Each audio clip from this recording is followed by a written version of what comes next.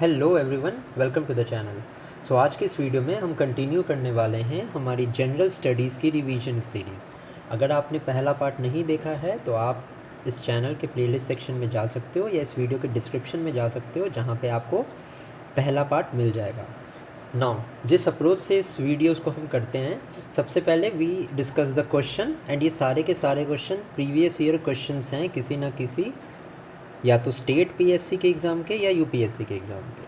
ठीक है, क्वेश्चंस को डिस्कस करने के बाद हम स्टैटिक पॉइंट्स को डिस्कस करते हैं एंड रिवाइज करते हैं, जिससे एक बहुत अच्छा माइंड मैप बन जाता है which helps you to revise the question very efficiently. So let us start the today's video. Now this question is of assertion and reason. Okay. Now what is the assertion? That Roscosmos Luna 25 mission to moon was aimed at ensuring the guaranteed access to moon. Okay. Now second, the reason is Russia and China together are leading an international lunar research station against the US led Artemis Accord.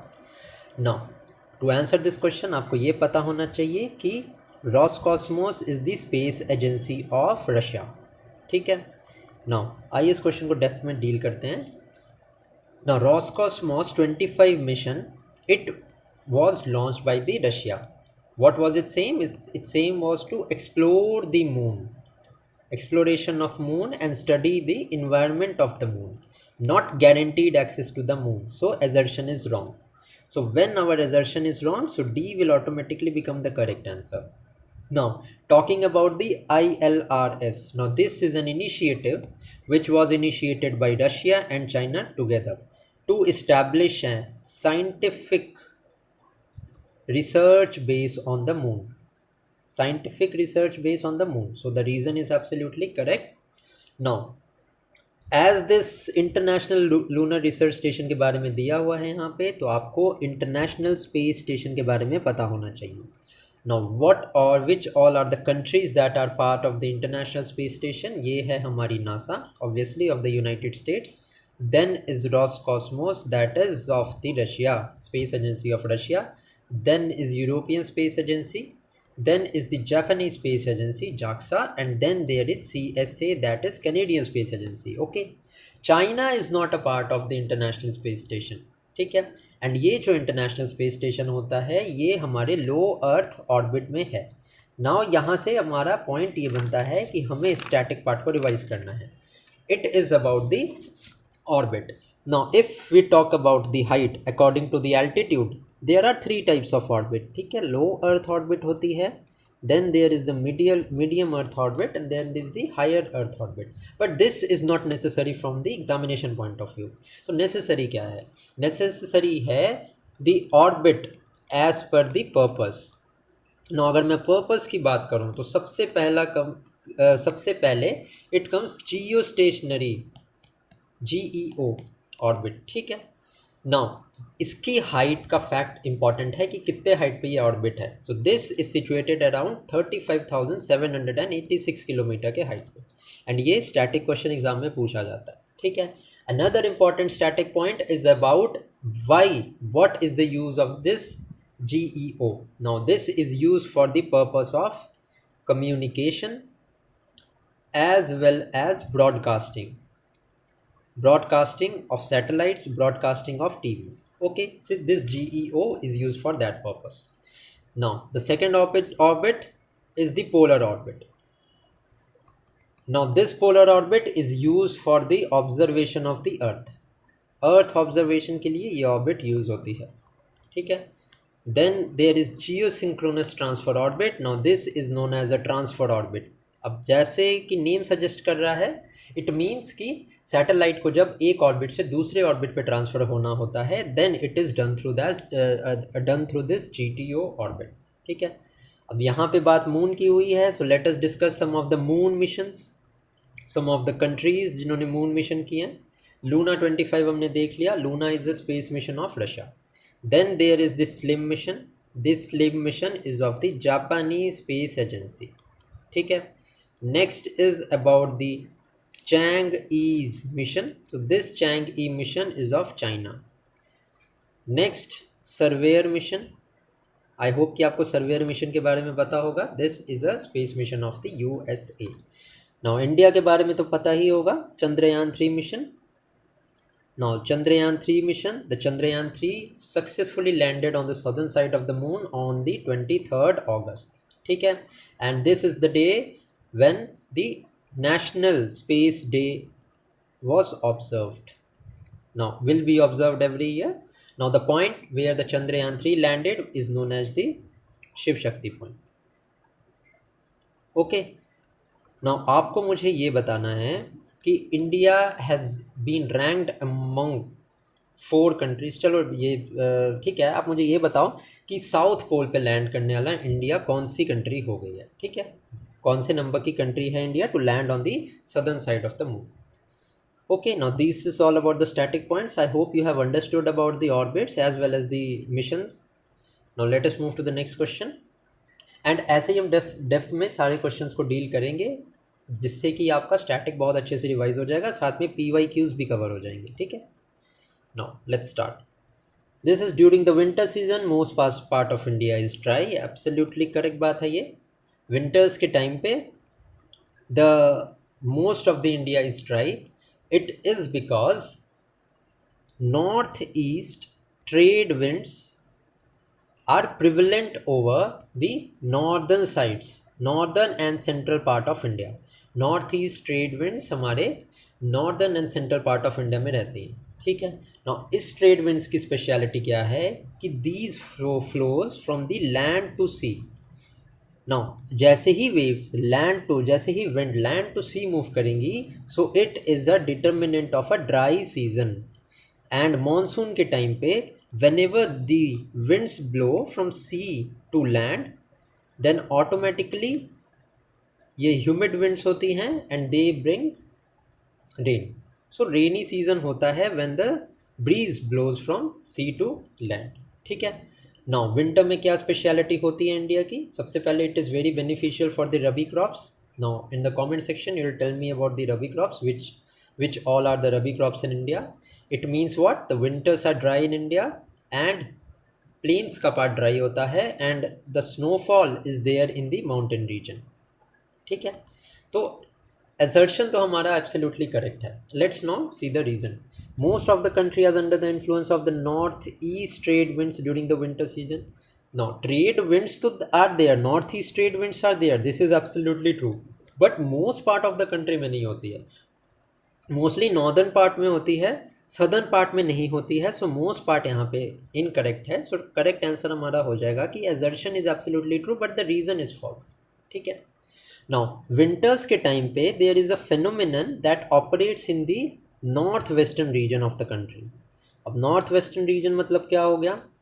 Jammu and Kashmir का region हो गया. Then there is region of Punjab, Haryana etcetera. Now इस region में क्या होता है? there is western disturbance.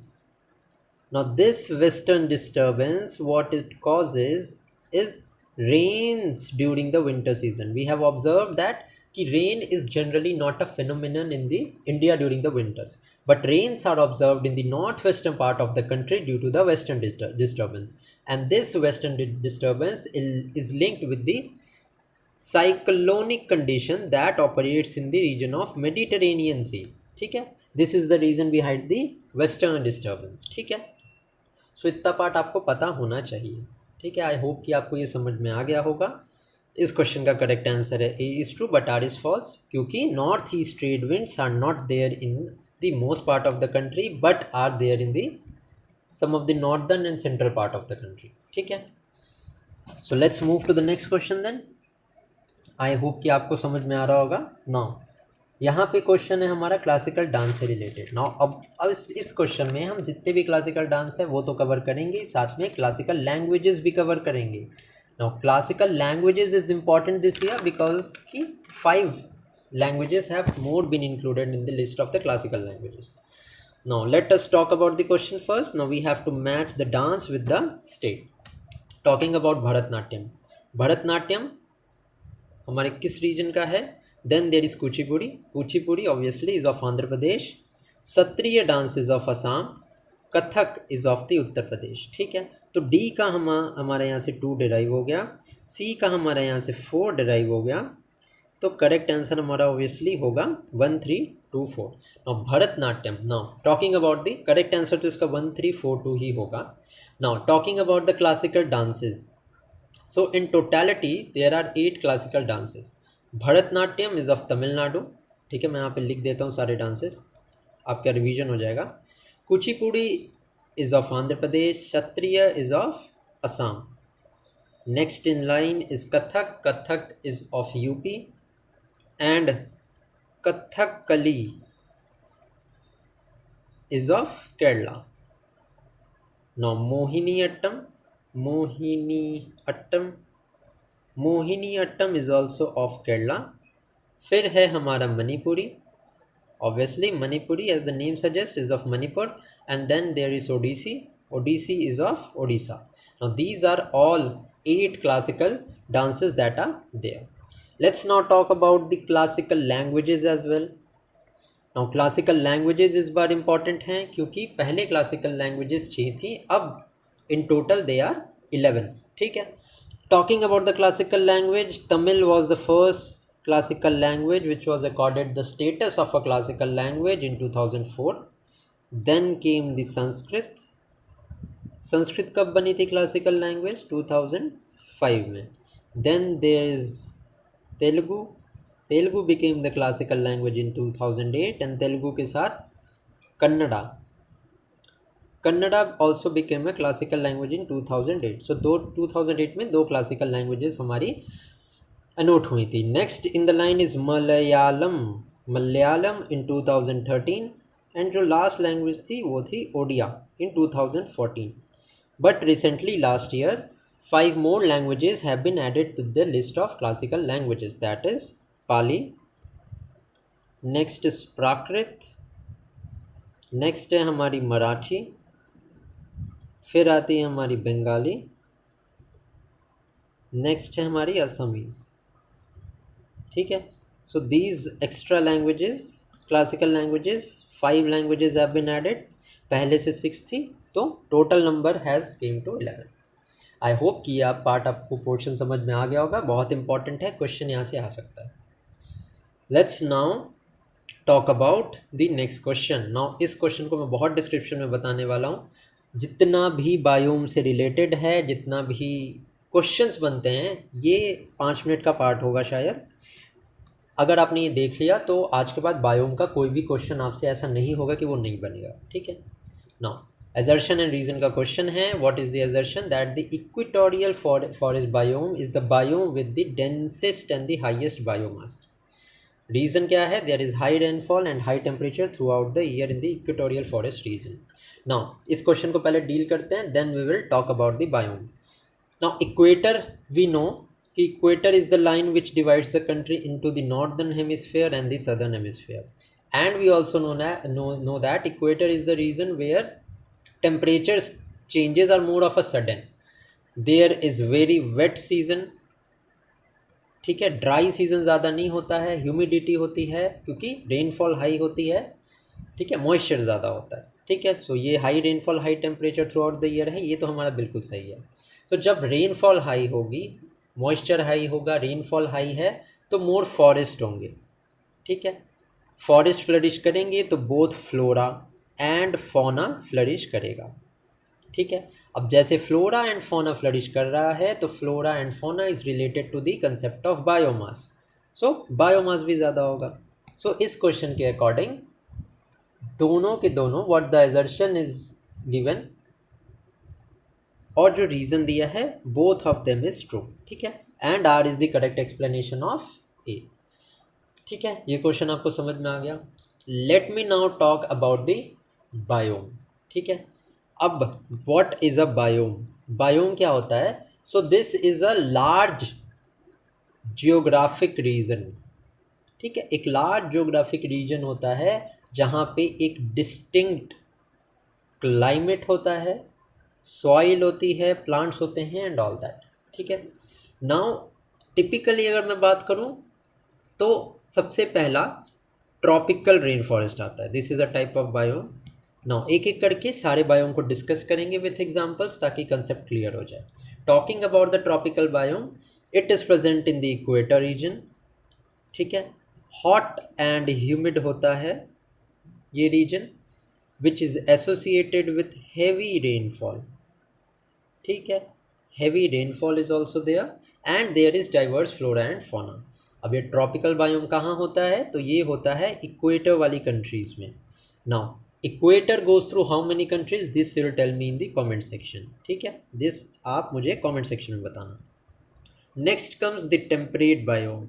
Now what is this temperate biome? Now there are 4 distinct seasons.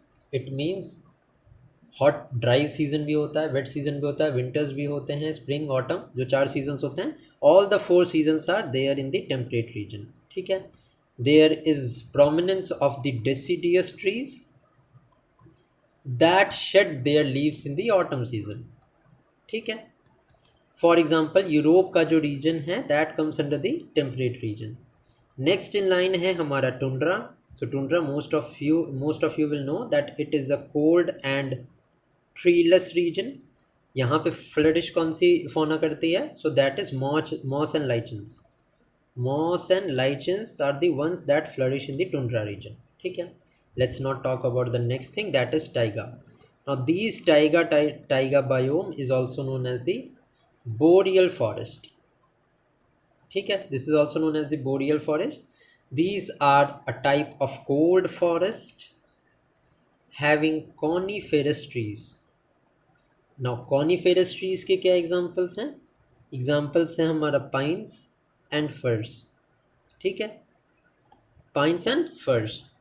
Tyga biome का weather कैसा होता है? So long and harsh winters होते हैं, long and harsh winters and then the summers. Obviously जब cold forest का region है तो summer season is short and mild. ठीक है, I hope you have understood about this tiger region. Next in the line comes the grassland. अब grassland is important क्योंकि यहाँ से क्वेश्चन आता है। ग्रासलैंड का रीजन का मतलब क्या होता है? That it is grass dominated. ठीक है, now grassland is of 2 types. एक तो होता है टेम्परेट ग्रासलैंड। ठीक है, then the next one is tropical. Now the names of the temperate and tropical grassland is very much important, तो मैं नेम्स बता देता हूँ आपको। Now prairies is a type of temperate grasslands of USA. Next is pampas. Now Pampas is the temperate grassland of the regions of Argentina, Uruguay and South America का region में जो grasslands होते हैं that is known as Pampas.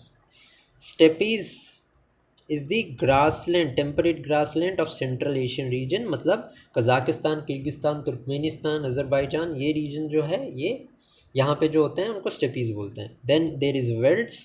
Velds is of South Africa. Next in line is Downs. Downs are the grassland of Australia. Then last हमारा है पुस्ताज. पुस्ताज is a grassland of Hungary. ठीक है, अब ट्रॉपिकल ग्रासलैंड की बात करें तो savanna is a type of tropical grassland of Africa. Next है हमारा कैंपोस. कैंपोस हमारा ग्रासलैंड है ब्राज़ील का. Llanos is the grassland of Venezuela and Colombia. ठीक है, so these are the types of the grassland. ठीक है, अब जो लास्ट हमारा बायोम बचा था वो था सवाना. अभी जैसे मैंने बताया आपको, this comes in sort of a tropical type जहाँ पे ग्रासलैंड भी होता है एंड इसके साथ में स्कैटर्ड ट्रीज होते हैं. ठीक है, and there is a distinct wet and dry season. एक distinct wet and dry season भी होता है.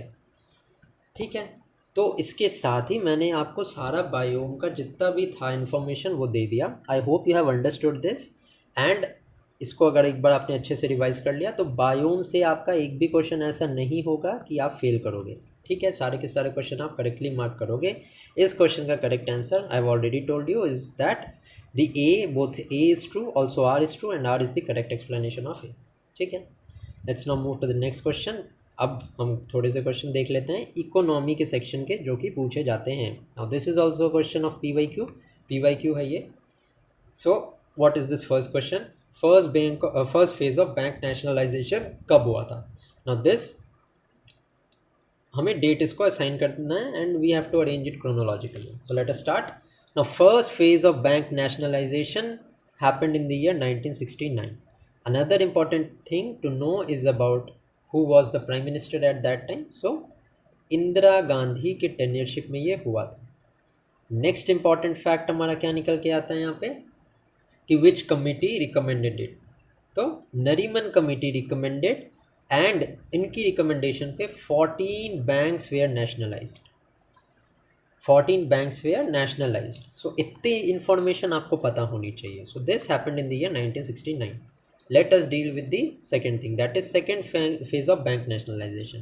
This happened in the year 1980 and किस कमेटी के रिकमेंडेशन से? तो नरसिम्हम कमेटी। अब कंफ्यूज मत करना, second phase of bank nationalization happened during Narasimham committee and first phase of bank nationalisation this happened in the tenure on the recommendation of Nariman committee, ठीक है। Establishment of the regional rural development, regional rural banks, so this also happened in 1975 during the tenure of or the recommendation of Narasimham committee, ठीक है। अब NABARD establish कब हुआ था? तो नाबार्ड इन सब में से सबसे लेट इस्टेब्लिश 1982 जुलाई में इस्टेब्लिश हुआ था। एंड कौन सी कमेटी इज़ रिस्पॉन्सिबल? तो B Sivaraman committee is responsible for the establishment of NABARD. So let us arrange this question now chronologically. 1969, 1980, 1975 and 1982।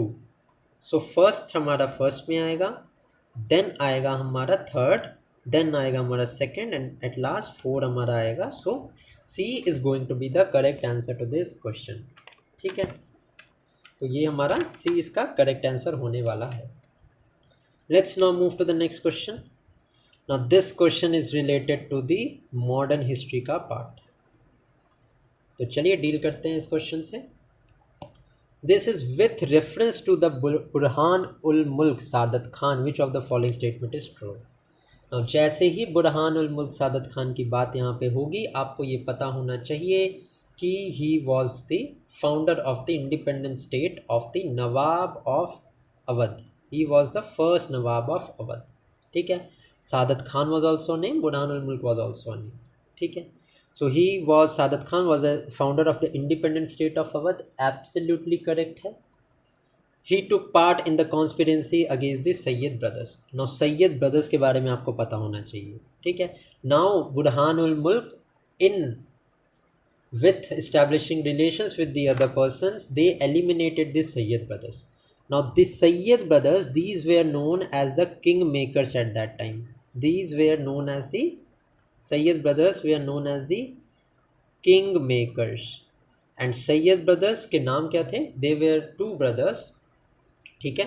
The first one का नेम था Abdullah Khan and the name of the second one was Hussain Ali Khan. तो इन दोनों के नाम भी आपको पता होने चाहिए, कई बार एग्जाम्स में ये भी पूछ लेते हैं वो, ठीक है। तो Syed brothers were Abdullah Khan and Hussain Ali Khan. So इस क्वेश्चन का correct answer both of them is सही, ठीक है। First one is also correct, second one is also correct. Now independent state of Awadh तो हमने देख लिया, बट 2 और इंडिपेंडेंट स्टेट थे। सबसे पहला था the state of Bengal. The independent state of Bengal was established by Murshid Quli Khan, ठीक है, मुर्शीद कुली खान। ये भी आपके एग्जाम में पूछते हैं। And then there was the independent state of the Hyderabad. Now this independent state of Hyderabad was established by Nizam ul Mulk, और the other name of him was Kilich Khan, ठीक है। सो ये 3 इंफॉर्मेशन आपको पता होनी चाहिए रिगार्डिंग दिस क्वेश्चन। इसके साथ में we have also discuss some of the additional point. So the correct answer to this question will be both 1 and 2 is correct. Let's now move to the next question. Now this is, which among the following is the correct order mentioned in the preamble of the Indian Constitution? What is the correct order? So the correct order is sovereign socialist secular democratic republic. ठीक है, triple SDR is the correct order of the preamble.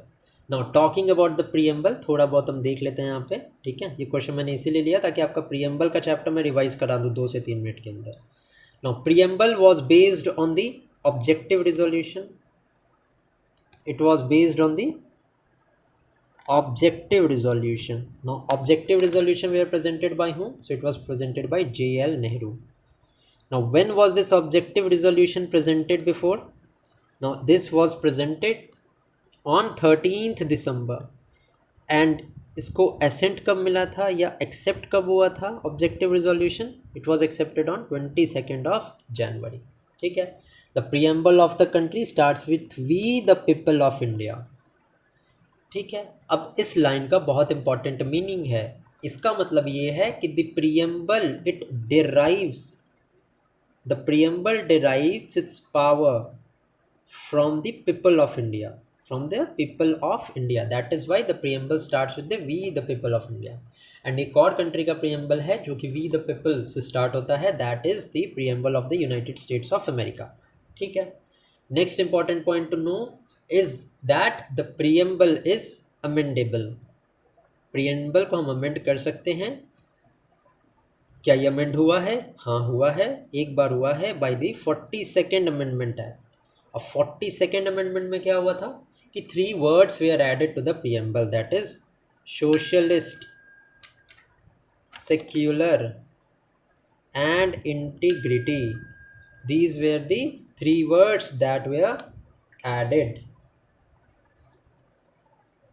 ठीक है, तो ये this is about the preamble. I hope कि आपको समझ आ गया होगा. फिर नेक्स्ट क्वेश्चन देखते हैं. Also the preamble of India can be used by the judiciary for interpreting the law. ठीक है, ये भी आपको पता होना चाहिए. सो इस क्वेश्चन का भी हमने करेक्टली डील कर लिया. Let's now move to the next question, that is about the panchayati raj. Now panchayati raj के इस क्वेश्चन को देखते हैं, बट उसको देखने से पहले let me give you an idea about the panchayats. ठीक है, let me give you an idea about the panchayats. Now this panchayat has been given the constitutional status by the 73rd amendment act. सबसे पहले तो ये पता होना चाहिए.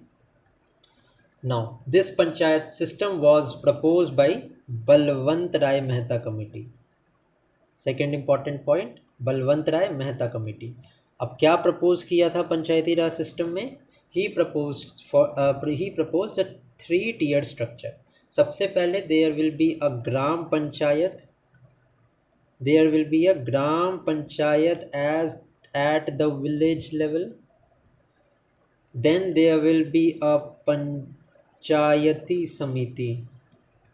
There will be a panchayati samiti at the block level.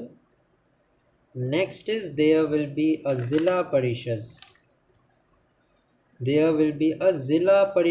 At the district level. ठीक है.